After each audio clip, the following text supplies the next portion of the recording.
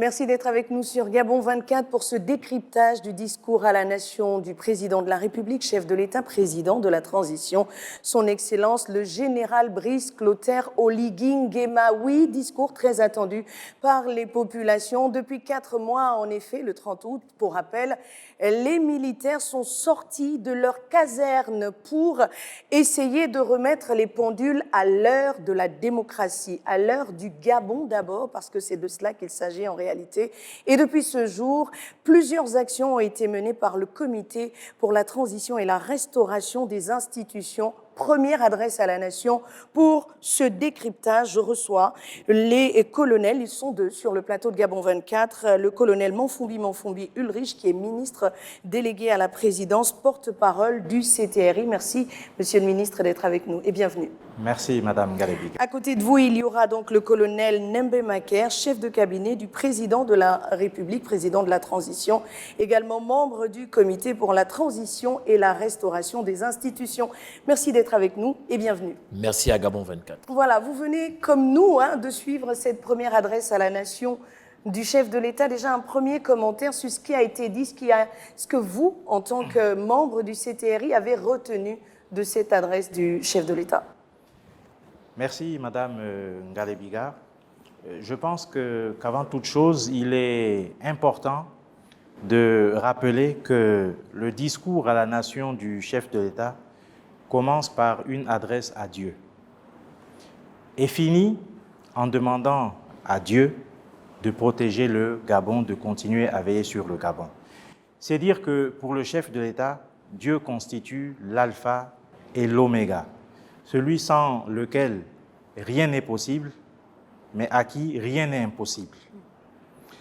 Aussi, madame Galebiga, il convient de relever que l'ossature du discours du président de la transition, président de la République, chef de l'État, repose essentiellement sur les 7 objectifs prioritaires qu'il nous a si bien déclinés, à savoir la restauration de la stabilité et de la confiance, les réformes institutionnelles et législatives, la lutte contre la corruption, l'éducation et la sensibilisation, les réformes économiques et le développement durable, le dialogue politique et la consultation publique, avant de terminer par le renforcement de l'outil de défense. Et vous releverez que durant tout le discours, le chef de l'État s'appuie essentiellement sur ces 7 objectifs prioritaires qu'on qualifie d'objectifs stratégiques. C'est l'occasion pour nous de revenir. Déjà, votre lecture de ce discours qui vient d'être livré ici par le chef de l'État, par les chaînes nationales et internationales, et que nous avons tous suivi avec attention. Quelle est votre lecture finalement de ce discours du président de la transition ? Vous y trouverez entre autres un zoom rétrospectif sur l'action menée par le CTRI durant les 4 premiers mois.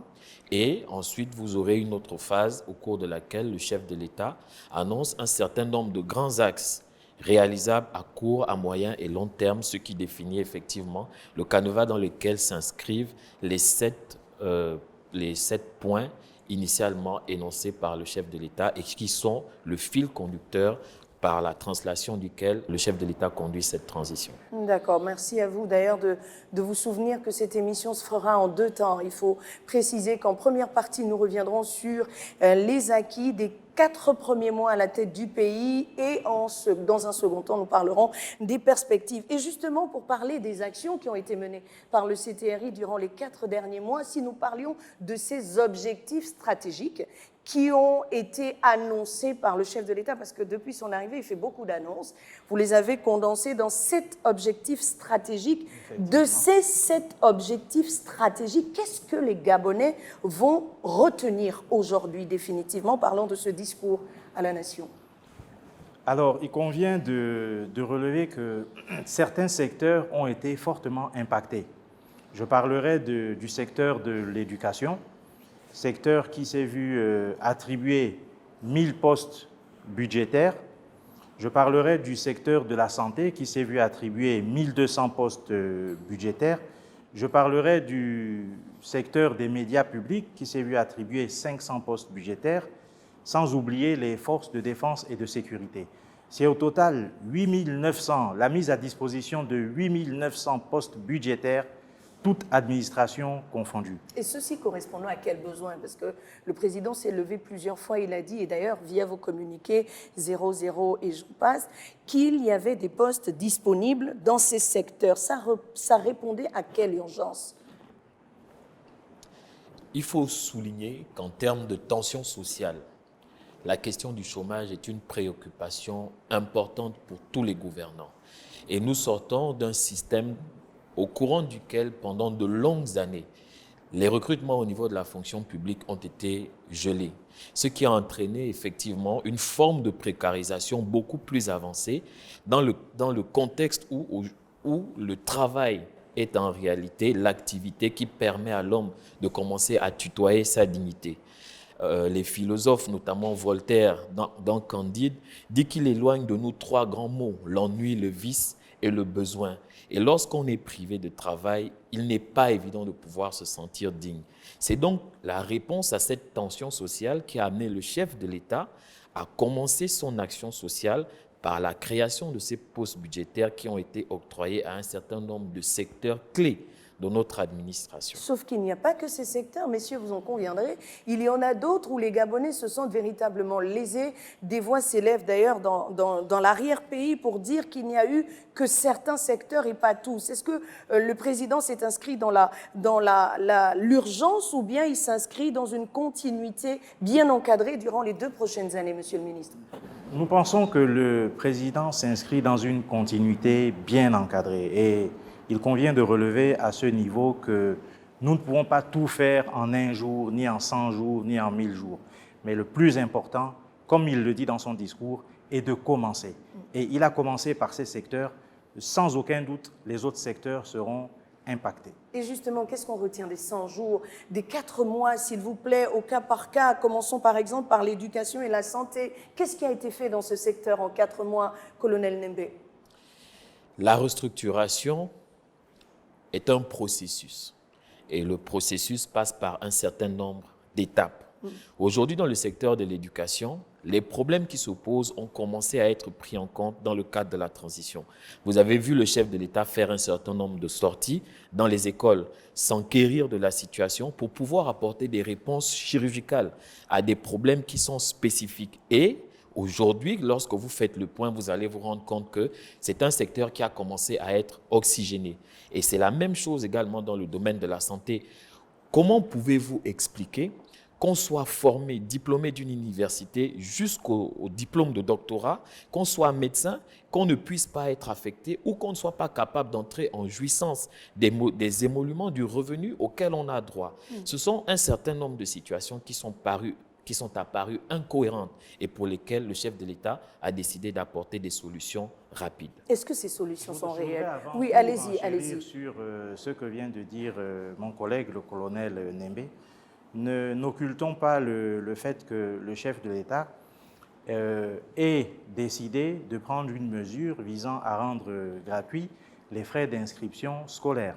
C'est quand même 500 000 élèves qui sont impactés. Le chef de l'État a pris une autre mesure forte qui est celle de remettre les bourses aux élèves, ce qu'on n'avait pas vu depuis de nombreuses années. Et il a été évoqué tout à l'heure la mise à disposition de 1000 postes budgétaires au profit de l'éducation. D'accord. Et c'est important de rappeler toutes ces actions et toutes ces réalisations. Et il le dit d'ailleurs dans son discours, c'est aussi l'occasion pour nous de faire une rétrospection pour apprécier sans complaisance les actions réalisées. Alors en termes d'actions réalisées dans le secteur de la santé, vous parlez de personnes qui vivaient des situations un petit peu incongrues. Mais la réalité est que les structures sanitaires du Gabon sont des structures de dernière génération, mais qui ne sont pas véritablement exploitées à bon escient. Est-ce qu'à ce niveau-là aussi, des mécanismes vont être mis en place pour permettre justement à ces médecins formés, docteurs pour la plupart, de travailler dans un environnement adéquat? Est-ce que, outre l'aspect, comment on appelle, la remise de postes budgétaires ou encore l'ouverture de ces postes budgétaires-là, est-ce qu'il y a un aspect restructuration de l'outil sanitaire au Gabon? Là est la question. Tout à fait. Le chef de l'État accorde beaucoup d'importance au niveau de la formation. Et vous conviendrez avec moi qu'il n'est pas motivant du tout pour une personne formée de venir exercer sans salaire. Donc, la question du poste budgétaire reste primordiale. La formation ne pose pas énormément de problèmes en tant que telle.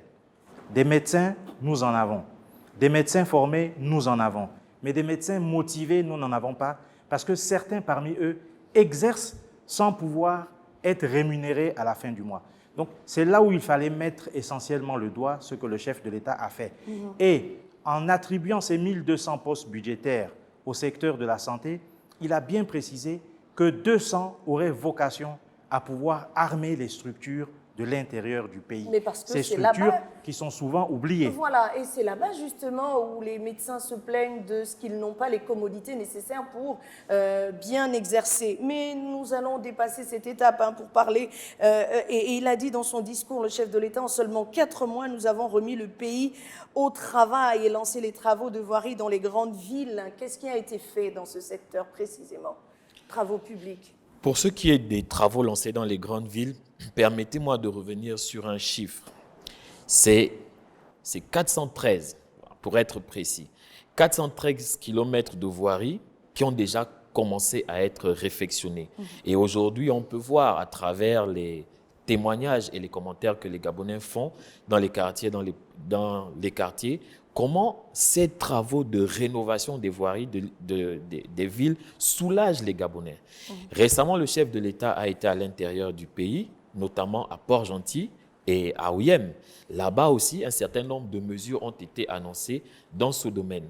Il y a donc des actions fortes qui sont posées, qui sont menées, et le niveau de satisfaction des populations est crescendo depuis que le CTRI est arrivé et que le CTRI a commencé à véritablement se pencher sur les préoccupations et les besoins réels de la population. Et entre autres préoccupations, le paiement de la dette, oui, de la dette intérieure et extérieure. Je vous propose cet extrait du discours à la nation du chef de l'État et nous nous retrouvons derrière avec nos invités pour le décryptage.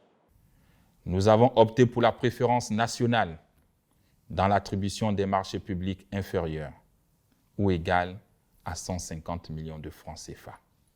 En seulement 4 mois, nous avons considérablement réduit le train de vie de l'État. Ces efforts se sont matérialisés par le renoncement de mon salaire de président de la République, la réduction de l'effectif des membres du gouvernement, la réduction des salaires des parlementaires et de leur nombre, et par une meilleure maîtrise de la dépense publique. L'accent doit être mis sur le quotidien des Gabonais. Nous avons la responsabilité d'apporter plus de richesse dans ces familles gabonaises. Les Gabonais méritent une plus grande considération et aspirent à un mieux-être. Et ma responsabilité en tant que président de la République est de veiller au bien-être des populations gabonaises. C'est pourquoi j'instruis le ministre du Pétrole et du Gaz de prendre toutes les dispositions administratives et techniques nécessaires afin qu'à compter du 1er janvier 2024, le prix du gaz en République gabonaise soit revu à la baisse. Voilà, le président vient d'embrayer sur l'économie dans son discours à la nation. Il a été précis déjà sur l'attribution des marchés publics, mais aussi sur le paiement de la dette, sur la baisse du panier, du coût du panier de la ménagère, parce que la ménagère gabonaise se plaint. Et votre lecture, messieurs, de cette situation partant, par exemple, de la dette aujourd'hui qui a été payée. La question que se posent les Gabonais, c'est où avez-vous trouvé cet argent avant de venir au paiement de la dette en bonne et due forme? Il est important de restituer les choses dans leur contexte. D'abord, en arrivant au pouvoir, le président de la transition hérite d'une dette qui s'élève à 7 500 milliards de francs CFA, répartie entre une dette intérieure à 4 000 milliards et une dette extérieure à 3 500 milliards. Il a pris l'engagement de payer les principaux bailleurs de fonds pour que le Gabon puisse continuer à être crédible. Donc ce n'est pas toute la dette qu'il a payée, il n'aurait pas pu. Néanmoins, il a versé à ses principaux bailleurs de fonds la belle somme de 500 milliards de francs CFA pour que le Gabon puisse continuer à être crédible. En 4 mois, c'est vraiment une belle somme, c'est vraiment une somme importante. Et à ce niveau, puisque vous posez la question de savoir où est-ce qu'il a trouvé les fonds pour Alors payer, que le pays est surendetté. pour payer cette dette, il vous souviendra que dès sa prise du pouvoir, l'une des mesures fortes a été de remettre la task force sur la dette intérieure et la dette extérieure. Cette task force qui effectue un travail colossal pour faire en sorte que toutes les sociétés de la place puissent se mettre à jour sur le plan des impôts. Et il n'a pas été cherché ailleurs, il a principalement puisé dans ce qui a été, mis à disposition par la task force pour pouvoir payer ces 500 milliards aux principaux bailleurs de fonds. Ça veut dire que la task force mise en place par le chef de l'État a porté du fruit.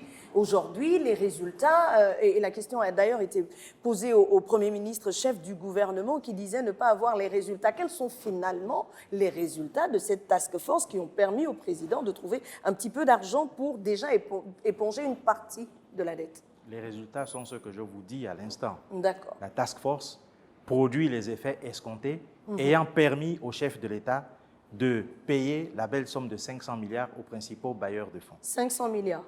D'accord. Exactement. Alors, il y a aussi l'attribution des marchés publics inférieurs ou égales à 150 millions de francs CFA aux entreprises gabonaises. C'est une mesure forte prise par le chef de l'État et qui est désormais effective. Oui, puisque 100 jours après, on a pu constater son effectivité. Que dire à ce niveau, colonel Nembe? En effet, le président de la République, dans sa vision avant-gardiste, est allé beaucoup plus loin que ça. Il a effectivement commencé, comme il l'a annoncé dans son discours, par le fait de ramener les participations du FGS au ministère de l'économie, ce qui est une mesure forte et qui permet effectivement au trésor public de s'oxygéner. À cela s'est ajouté effectivement la mesure qui consiste à privilégier les opérateurs économiques gabonais, les entreprises gabonaises pour tous les marchés à hauteur de 150 millions.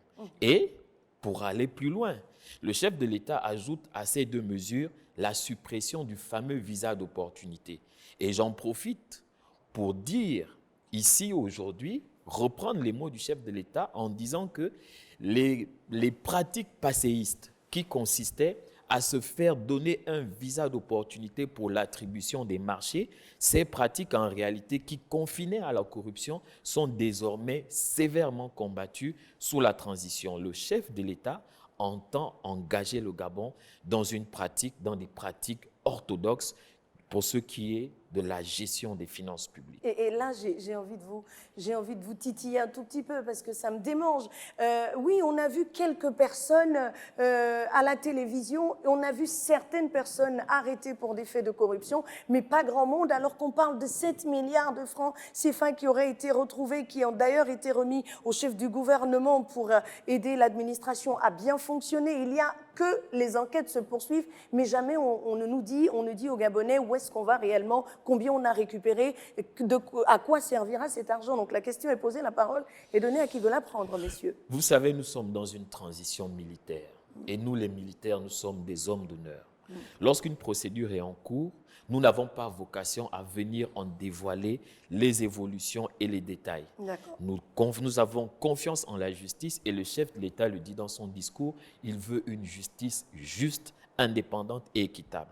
Nous laissons donc à la justice la latitude de faire son travail et le moment venu, l'ensemble des Gabonais sera informé de ce qui s'est dit, de ce qui s'est fait et des responsabilités qui seront réparties entre les différents acteurs impliqués dans ce processus. Permettez donc que j'embraye sur la réduction du train de vie de l'État, s'il vous plaît. Au-delà de ce qui vient d'être dit par le colonel Nembe, il convient de mentionner que les sommes récupérées en liquide chez ceux dont vous parlez s'élèvent exactement à 7 milliards 200 millions.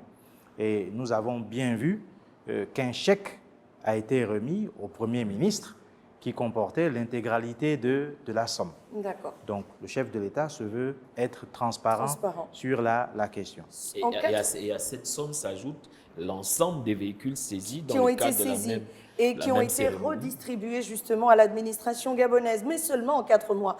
Il faut le dire, nous avons considérablement réduit le train de vie de l'État. Le président a renoncé à son salaire. Les Gabonais s'interrogent toujours sur le montant de ce salaire. On espère avoir Monsieur le Président sur le plateau de Gabon 24 pour savoir de quoi on parle exactement. Mais aujourd'hui, il n'y a que la réduction du train de vie de l'État. Ce qu'on a constaté, c'est qu'il n'y a que le chef de l'État qui a fait des efforts à son niveau.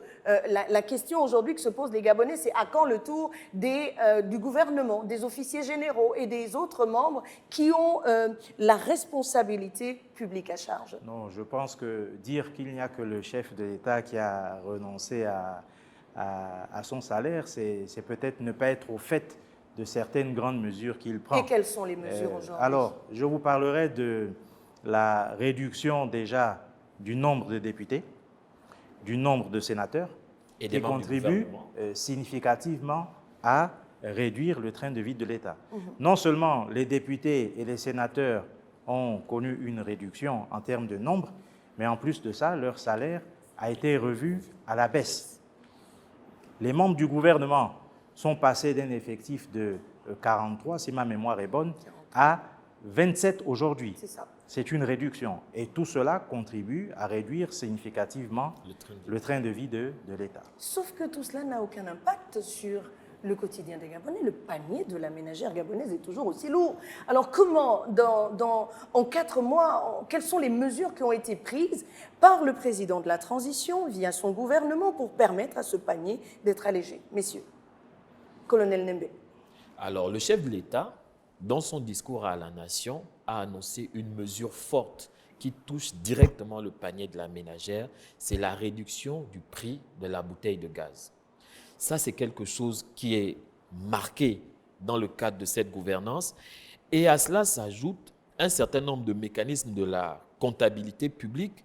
Lorsque le train de vie de l'État est réduit à gauche, ça permet effectivement de dégager une plus-value qui va derrière pouvoir s'inscrire dans la résolution d'un certain nombre de problèmes, dans la résolution d'un certain nombre de situations à droite. Aujourd'hui, quand on parle de la réduction de la dette, mais ce n'est pas de l'argent qui tombe du ciel. Il y a le travail que la task force fait et il y a également des mécanismes financiers qui sont mis en place dans le cadre de la comptabilité publique qui permettent de dégraisser un secteur pour pouvoir en soulager un autre. Et c'est très important de le dire. Allez-y. Mais aussi, j'aimerais compléter en disant une chose. Le chef de l'État a instruit le Premier ministre de prendre la présidence d'une commission qui est montée et qui travaille à ce jour sur la vie chère au Gabon. Et d'ici quelques temps, nous aurons les conclusions de cette commission. Alors, le Gabon est un seul pays. Nous avons assisté aux assises de la vie chère, même si ce n'était pas la transition encore. Il y a quand même des recommandations fortes qui ont été faites au cours de ces assises qui peuvent être des boussoles pour une organisation plus efficiente du secteur de l'économie, par exemple. Alors, est-ce que cette nouvelle commission va partir de l'existant pour envisager un avenir plus serein pour la ménagère gabonaise, ou bien on va repartir à des discussions interminables qui finalement prendront plus de temps alors que la transition, elle ne dure que 2 ans, messieurs? Ces mesures permettent effectivement d'inscrire le pays sur la voie du développement. Mais laissez-moi vous rappeler que le mot développement vient du verbe développer. Et la force du verbe développer, c'est que c'est un verbe de processus. Ça signifie que les choses se mettent en place étape par étape. On ne peut pas, comme l'a dit le chef de l'État, tout faire en 100 jours, même pas en 1000 jours. On ne peut même pas tout faire durant toute notre vie. Mais le chef de l'État a instruit de commencer. Et en termes de commencement, il y a certaines choses qui ont déjà faites. Ces recommandations vont faire l'objet d'une prise en compte, mais il est nécessaire que la population gabonaise comprenne que changer les choses, changer une situation de léthargie dans laquelle le pays s'était vautré pendant 63 ans, ça prend du temps. Et nous avons tous un acte de patience à faire, un effort de patience à faire pour voir les choses se mettre en place et voir les choses changer de manière progressive. Monsieur le ministre, cette question est la dernière, hein, vraiment de la première partie, parce qu'on me fait signe de l'autre côté qu'il faut que je m'arrête pour cette première partie. Je m'en voudrais de m'arrêter sans vous demander pourquoi est-ce que vous, militaires, êtes sortis de vos casernes le 30 août 2023. Votre question m'amène tout d'abord à rappeler le rôle principal d'une armée, qui est de sauvegarder l'intégrité du territoire national, de défendre ce territoire contre toute forme d'agression et de maintenir la paix à l'intérieur du territoire. Disons-le nous franchement, le Gabon était en danger. Et il fallait que nous puissions jouer notre rôle, que nous puissions le remplir tel que est dicté dans le serment que nous avons prêté. C'est la raison pour laquelle les militaires ont pris leurs responsabilités ce jour face au danger que connaissait le Gabon pour prendre les choses en main. Mais lorsque vous êtes militaire gabonais, colonel, ça veut dire que vous avez fait vos classes. L'histoire dans laquelle gît le Gabon date de plus de 60 ans. J'aime beaucoup vous reprendre. Lorsque l'on sort de 60 ans et on se lève un matin, il y a forcément un déclic.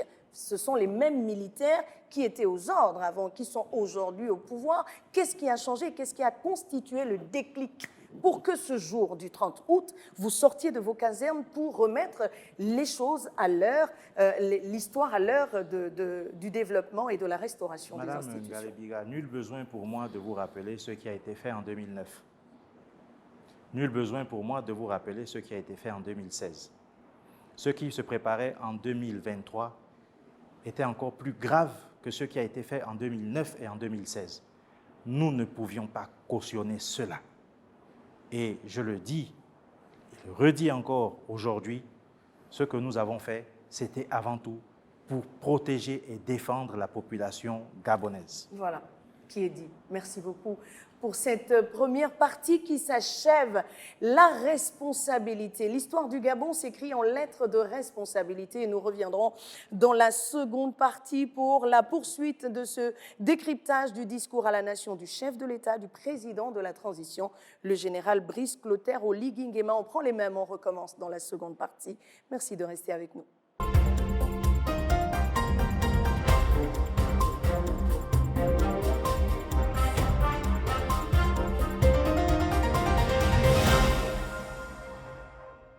Merci de nous rejoindre dans cette seconde partie du décryptage du discours à la nation du chef de l'État, le président de la transition, le général Brice Clotaire Oligui Nguema. Et je le paraphrase pour la suite. Nous ne pouvons pas tout faire dans les 100 premiers jours, ni dans les 1000 premiers, ni même pendant toute la durée de la transition, voire même pendant toute notre vie sur Terre. Mais nous pouvons commencer, et d'ailleurs, le CTRI au pouvoir a commencé en 4 mois. Des résultats sont visibles et à la fois sur le plan infrastructurel, mais aussi sur le plan de l'allègement du panier de la ménagère. Toujours avec moi pour commenter cette adresse à la nation du chef de l'État, 2 colonels de l'armée gabonaise, le colonel Monfumbi Ulrich, ministre délégué à la présidence, porte-parole du comité pour la transition et la restauration des institutions. En face de lui, le colonel Nembe Maker, chef de cabinet du président de la transition, membre lui également du CTRI.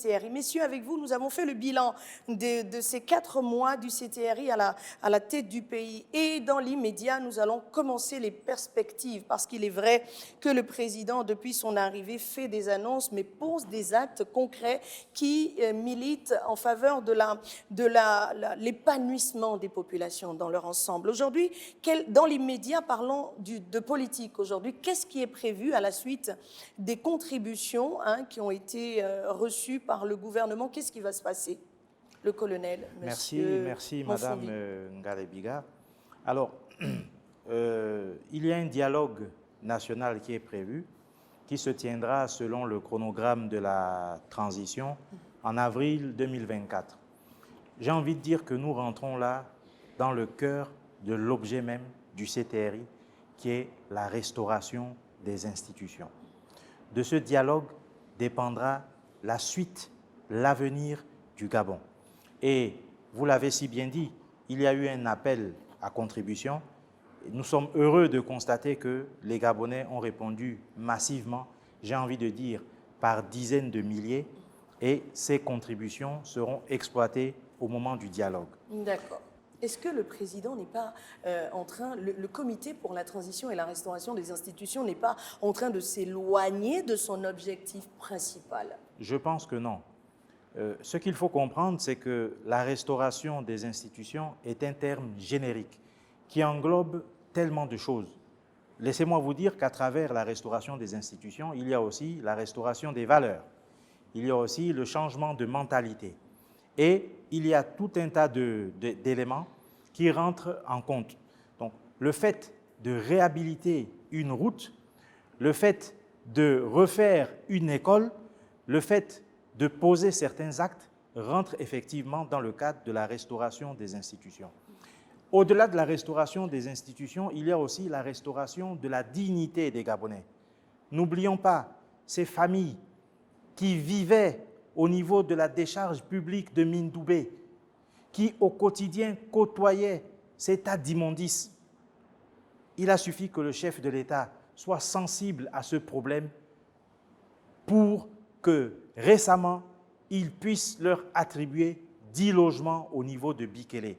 C'est une action forte. Et parmi ces personnes, il y a des familles étrangères, des Gabonais d'adoption. Il faut le relever. Tout à fait. Alors, aujourd'hui, c'est bien beau de dire que les Gabonais sont xénophobes, mais dites-moi, quel est ce pays dans lequel on attribue 10 logements à 10 familles qui côtoient des tas d'immondices chaque jour, parmi lesquels 2 étrangers?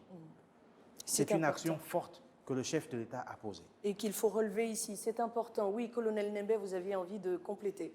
Si le ministre le permet, je vais aller dans le même sens pour souligner qu'en réalité, la question de la centralité de l'homme est l'élément principal de la restauration de la dignité de l'individu. Et la restauration des institutions, comme disait le ministre tout à l'heure, passe nécessairement par la restauration de la dignité.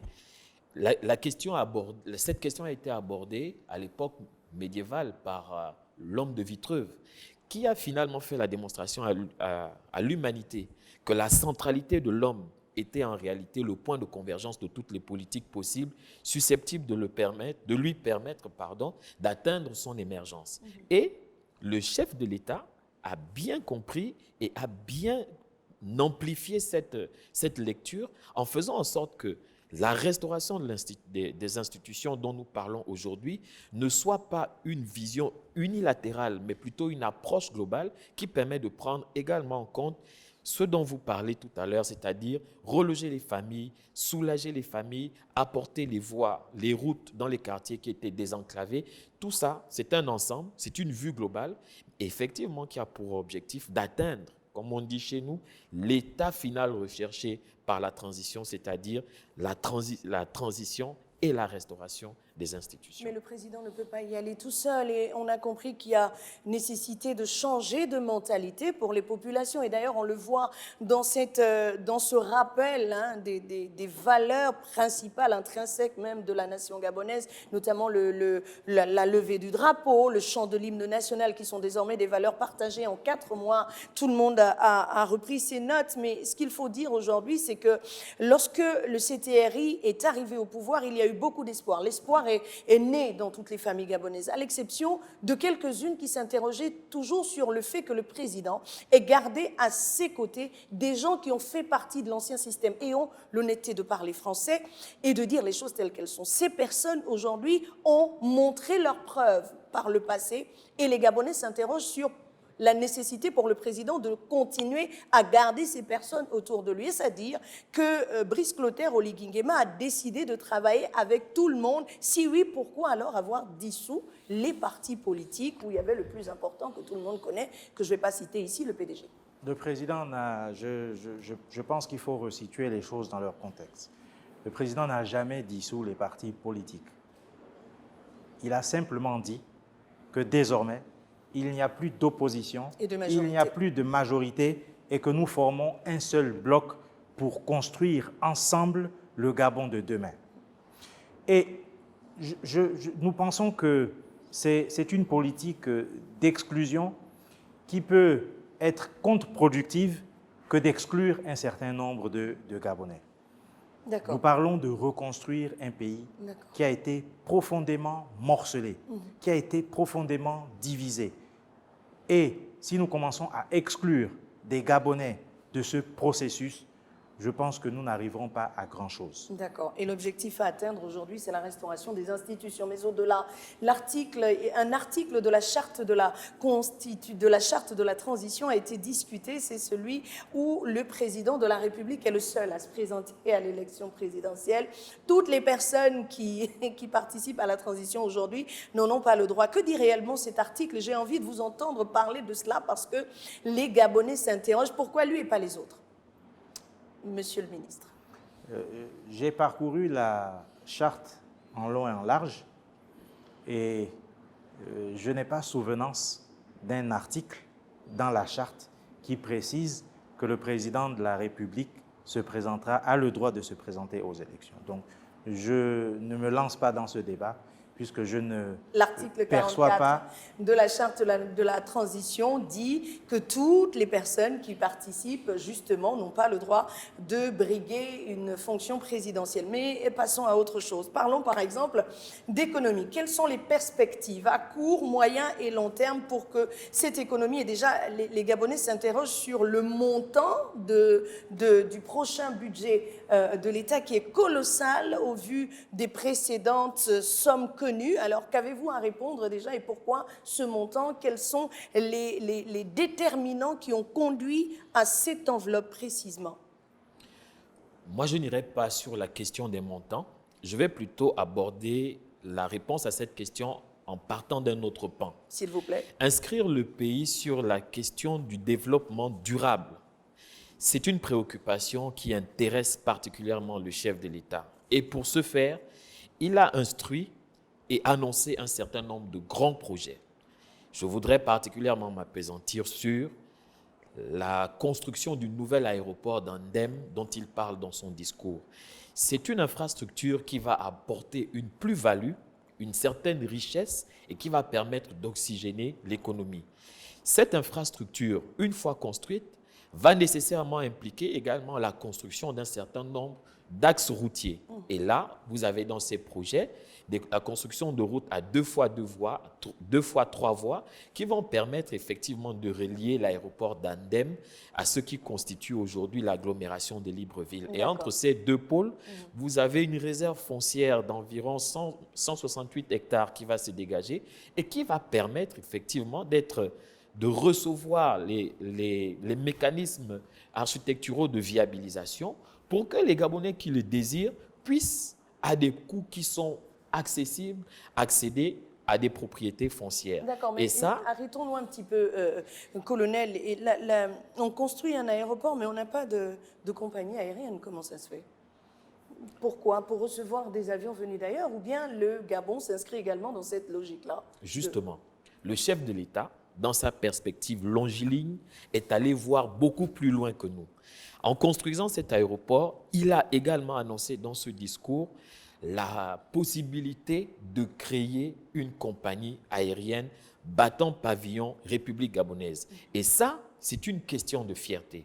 Autant vous dire que les travaux techniques dans le cadre de la création de cette compagnie sont bien avancés. Un certain nombre de mécanismes ont déjà été mis en place et, sans donner de délai, dans la période courte de la transition, nous aurons tous le privilège et la fierté de revoir des avions voler dans le ciel estampillés République gabonaise. D'accord, et merci beaucoup. On espère. Oui, allez-y. Aussi, il faut ajouter, Madame Ngalebiga, puisqu'on parle du budget qui est fortement en hausse, que le chef de l'État le dit dans son discours. Il instruit toutes les sociétés à produire 2 fois plus. Et ce mécanisme permettra de recruter encore plus de Gabonais, donc de s'attaquer au problème du chômage au Gabon, qui est de l'ordre de 34% aujourd'hui. C'est énorme. Donc cela aussi pour contribuer à la hausse du budget qui a été évoquée. Mais au-delà de la construction de tous ces édifices nouveaux auxquels nous aspirons, auxquels nous rêvons tous, il y a que la question du chômage ne peut pas se régler en un claquement de doigts ou via la construction d'une compagnie aérienne, la création d'une compagnie aérienne ou la construction d'un aéroport. Alors, qu'est-ce qui va être fait justement pour lutter contre le chômage? Parce qu'il est bien réel au Gabon, les mécanismes à court, moyen et long terme. Allez-y. Le chef de l'État, dans son discours, a bien fait ressortir le fait qu'il est mis à disposition, allais-je dire, 8 900 postes budgétaires. C'est déjà un premier départ. Ensuite, il favorise l'entrepreneuriat des jeunes. Ces jeunes qui, longtemps, ont pensé que la fonction publique devait être la principale pourvoyeuse d'emplois. Donc, il pousse ces jeunes à l'entrepreneuriat. Mais derrière, il met aussi des mécanismes visant à encadrer ces jeunes à travers des formations qui seront assurées par l'éducation nationale. Et où vont-ils trouver les moyens? On entreprend avec des moyens, ils vont les trouver où? Oui, et j'en viens, c'est le point que j'allais évoquer, à travers la création d'une banque nationale de développement. Et c'est cette banque nationale de développement qui aura vocation à mieux encadrer les jeunes, à leur trouver des financements en fonction des projets qu'ils présenteront. D'accord, oui, vous avez quelque chose à dire, mais les jeunes dont on parle, est-ce que ce sont les jeunes du Grand Libreville? Parce que toutes les politiques que vous mettez en place visent un seul objectif, l'épanouissement des populations. Mais à l'épreuve des faits, on constate que seules les populations de Libreville sont véritablement chouchoutées par le président de la transition. Et c'est-à-dire qu'il y a des projets qui débuteront à l'intérieur du pays. Si oui, quand pour ces jeunes qui vous regardent aujourd'hui, colonel Master? Le chef de l'État a été clair dans son discours. Et il dit bien que cette banque a vocation à accompagner les jeunes à travers les 9 provinces. Ça signifie donc que personne n'est en reste. Mais il faut également interroger la question de la démographie. Lorsque vous regardez les 2 millions d'habitants de notre pays, plus de 90% de cette population est concentrée dans l'agglomération de Libreville. Mais est-ce parce que justement il n'y a pas de mesures d'accompagnement à l'intérieur du pays? Alors comment renverser la vapeur? C'est la raison pour laquelle le chef de l'État, en remettant en place la nouvelle compagnie aérienne, a également instruit de procéder à la remise aux normes de tous les aéroports à l'intérieur du pays. Et il le dit dans son discours. Ce travail va commencer par les étapes initiales de l'aéroport d'Oyem et de Makoko.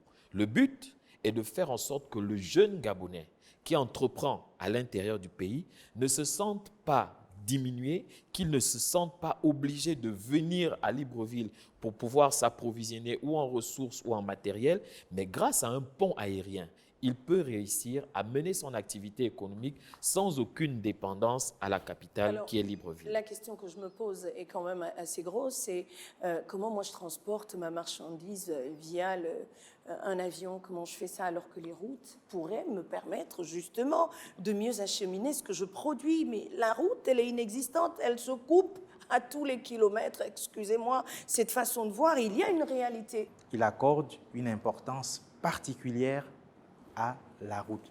Donc des travaux d'envergure seront amorcés dans ce sens pour faire en sorte que toutes les provinces du Gabon puissent être interconnectées. Très bien. Mais aussi au niveau de la voie ferrée, l'allonger, faire en sorte qu'elle puisse passer par d'autres provinces essentielles. Mais celle-là, elle est déjà obsolète. Comment faire? Est-ce qu'il y a des projets pour l'améliorer, pour qu'il n'y ait plus de trains qui déraillent, Monsieur le ministre? La voie ferrée est en cours d'amélioration au quotidien. D'accord. Merci beaucoup. Nous allons repartir voilà, derrière la caméra pour suivre cet autre extrait du discours à la nation du chef de l'État, le président de la transition, le général Brice Clotaire Oligui Nguema, où il annonce en harmonie avec l'ordre des architectes gabonais la construction de la ville éblouissante et fière. On regarde et on revient pour la fin de ce décryptage. Mon ambition est de faire du Gabon un pays modèle dans tous les sens du terme et dans tous les domaines possibles. C'est pourquoi, en harmonie avec l'ordre des architectes gabonais, nous avons envisagé la construction de la ville éblouissante et fière, qui respectera les normes environnementales et sera digne des plus grandes capitales modernes. En attendant la matérialisation de ce projet, le gouvernement poursuivra le programme de construction de logements sociaux adaptés aux réalités des Gabonais et mènera à terme ce inachevé. J'ai instruit le gouvernement de poursuivre l'extension et le développement du réseau routier national par la réhabilitation de l'existant et la construction de nouvelles routes. Dans la même lancée, pour ce qui est de la problématique de l'emploi, j'ai également ordonné d'inviter les entreprises de tous les secteurs à doubler leur production. La ville éblouissante et fière, c'est vraiment lourd de sens. En quoi elle va consister? C'est quoi? Quel est le projet derrière cette suite de mots, Monsieur le ministre, colonel? Alors, cette suite de mots, elle est tirée de la Concorde. C'est déjà la première chose à dire. Elle est tirée de la Concorde et le chef de l'État, dans son effort à reconnecter la population gabonaise au sens aigu du patriotisme, a tenu à ce que les attributs qualificatifs de cette ville soient effectivement tirés de ce texte fondateur qu'est la Concorde. C'est pour ça qu'il l'a qualifiée de ville éblouissante et fière. Mais le chef de l'État ne s'arrête pas là. Il continue en disant qu'il veut que ce soit une ville en harmonie avec les contraintes environnementales, c'est-à-dire que les édifices modernes doivent pouvoir tutoyer dans la nature le respect de l'environnement. Vous savez que le Gabon est leader dans ce domaine et Absolument. entend maintenir cette place. Donc, une ville éblouissante et fière, effectivement, une ville éblouissante et fière qui s'inscrit dans le respect de l'environnement. Éblouissante et fière, oui. Le jour sublime monte.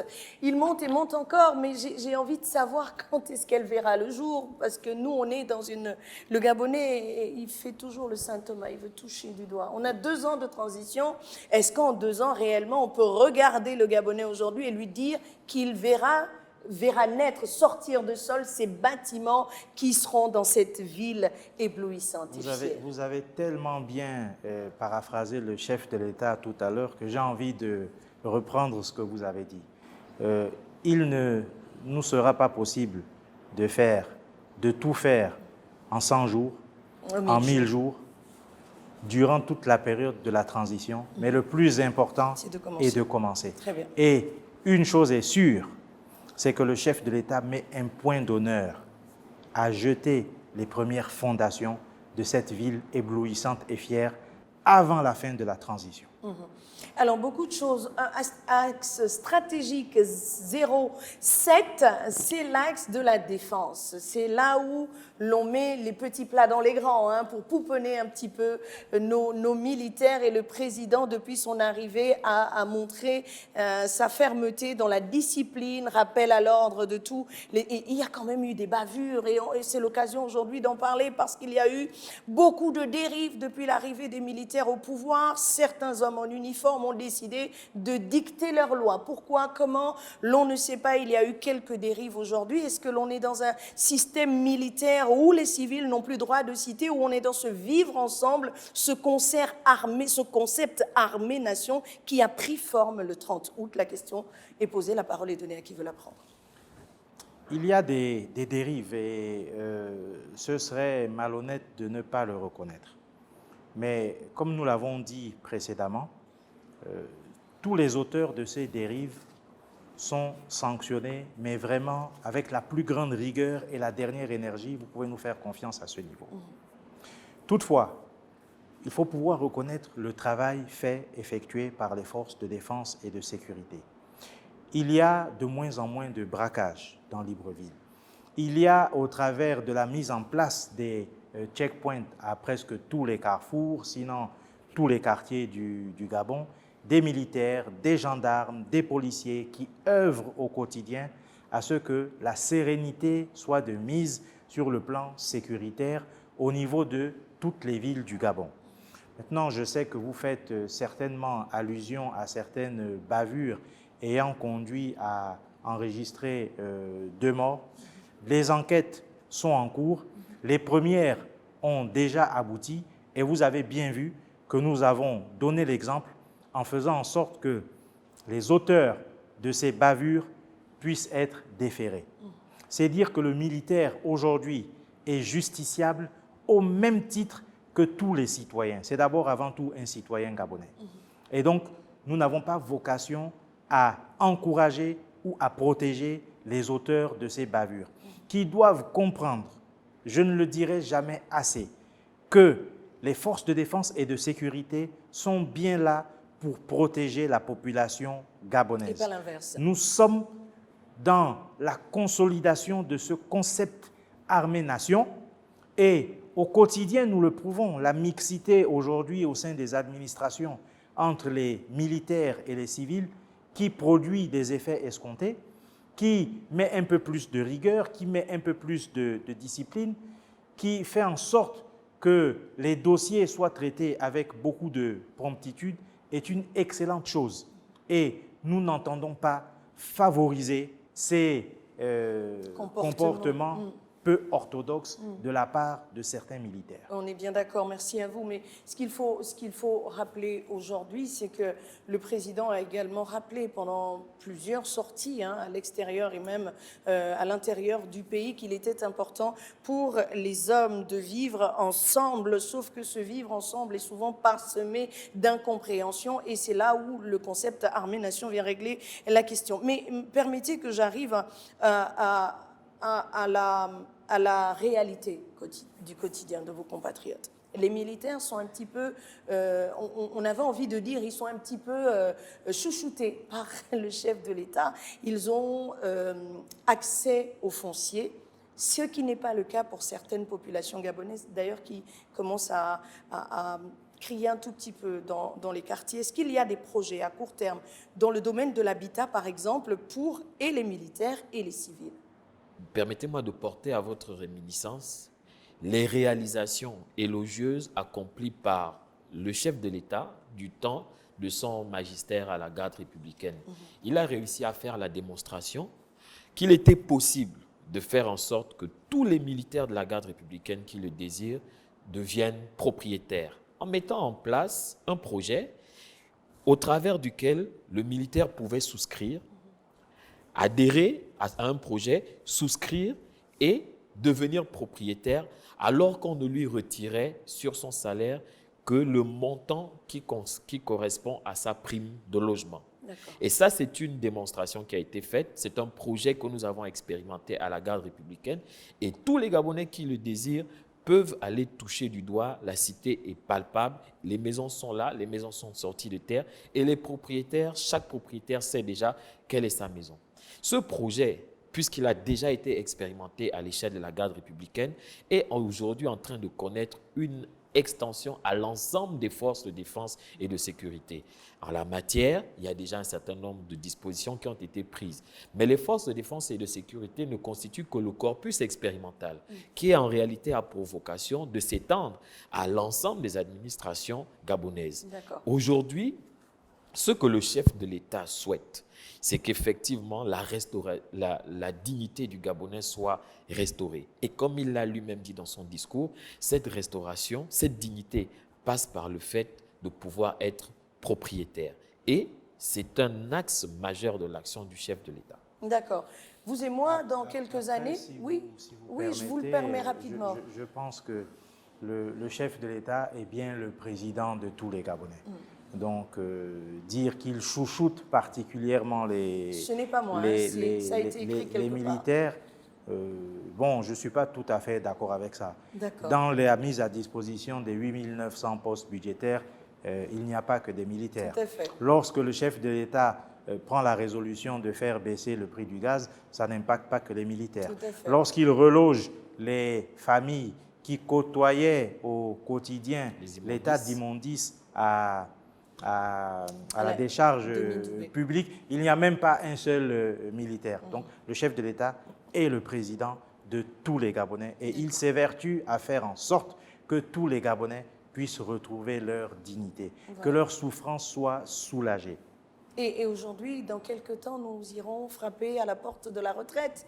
Vous et moi, il y a forcément un projet dans ce sens-là pour refermer ce décryptage. Le président en a parlé en s'adressant à ses maires, à ses pères, à ses aînés qui ont été valeureusement admis à faire valoir leur droit à la retraite. Il est le témoin des difficultés, je le paraphrase, de leur quotidien, et il prend l'engagement dès aujourd'hui de payer les rappels des pensions d'ici le mois de février 2024. Est-ce que cela est une réalité? Est-ce que cela se fera dans les temps? Est-ce que les mécanismes ont été mis en place justement pour que ceci passe à la caisse sans problème? Le chef de l'État est avant tout un militaire. Et étant militaire, c'est un homme d'honneur. Il ne fait aucune promesse qu'il ne pourra tenir.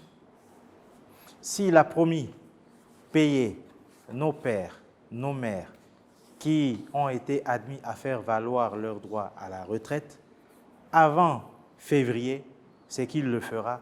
Et nous n'avons aucun doute là-dessus, c'est un homme de parole. Voilà, nous sommes arrivés au terme de ce décryptage. On me dit que j'ai largement dépassé les 52 minutes, je vous permets de conclure. Nous allons retenir avec vous ce que vous avez retenu justement de cette adresse à la nation du chef de l'État. Qu'est-ce qu'on retient, colonel Nembe? Et vous aurez la lourde charge de refermer cette émission comme vous l'avez ouverte. Dites-moi, qu'est-ce que vous retenez en gros et que doivent retenir les Gabonais de cette adresse à la nation du chef de l'État? Ce qu'il faut retenir, ce que je retiens de cette adresse du chef de l'État, se fonde davantage dans la perspective qu'ouvrent les arguments du chef de l'État dans le lien qui existe aujourd'hui entre l'armée et la nation gabonaise.